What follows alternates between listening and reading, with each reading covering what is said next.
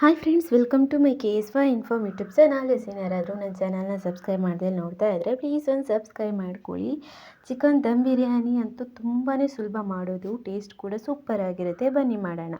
ಇದನ್ನು ಮಾಡೋದಕ್ಕೆ ಮೊದಲಿಗೆ ಮಿಕ್ಸಿ ಜಾರ್ಗೆ ಒಂದು 5ರಿಂದ 6 ಕಾಯಿ ಮೆಣಸು, ಒಂದು ಸ್ವಲ್ಪ ಕೊತ್ತಂಬರಿ ಸೊಪ್ಪು, ಹಾಗೆ ಒಂದು ಸ್ವಲ್ಪ ಪುದೀನ ಸೊಪ್ಪು, ಇದನ್ನು ನೀರು ಹಾಕ್ಬಿಟ್ಟು ನುಣ್ಣಗೆ ಗ್ರೈಂಡ್ ಮಾಡ್ಕೊಬೇಕಾಗತ್ತೆ.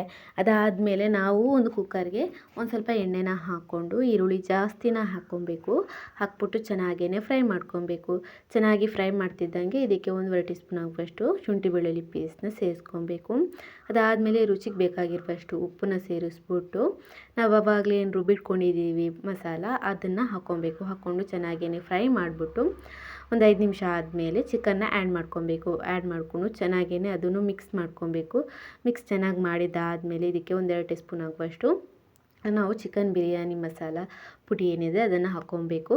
ಹಾಕ್ಕೊಂಡು ಹೋಮ್ ಮೇಡ್ ಆಗಲಿ ಅಥವಾ ಪ್ಯಾಕೆಟದ್ದಾಗಲಿ 2 ಸ್ಪೂನ್ ಹಾಕ್ಕೊಳ್ಳಿ. ಅದಾದಮೇಲೆ ನಾವು ಅಕ್ಕಿ ತೊಳೆದಿರೋದನ್ನು ಹಾಕ್ಬಿಟ್ಟು ಅಕ್ಕಿ ಎಷ್ಟು ತೊಗೊಂಡಿದ್ದೀವಿ ಅದರ ಅಳತೆಗೆ ತಕ್ಕನಂಗೆ ನೀರನ್ನ ಆ್ಯಡ್ ಮಾಡ್ಕೊಬೇಕು.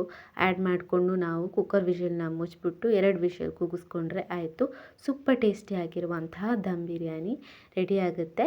ನೀವು ಮನೆಯಲ್ಲಿ ಒಂದು ಸಲ ಟ್ರೈ ಮಾಡಿ ನೋಡಿ, ಸೂಪರ್ ಆಗಿರುತ್ತೆ, ಟೇಸ್ಟಿಯಾಗಿರುತ್ತೆ, ಈಸಿನೂ ಇದೆ. ಒಂದು ಸಲ ಟ್ರೈ ಮಾಡಿಬಿಟ್ಟು ರುಚಿ ಹೇಗಿತ್ತು ಅಂತ ಕಮೆಂಟ್ ಬಾಕ್ಸ್ನಲ್ಲಿ ತಿಳಿಸಿ.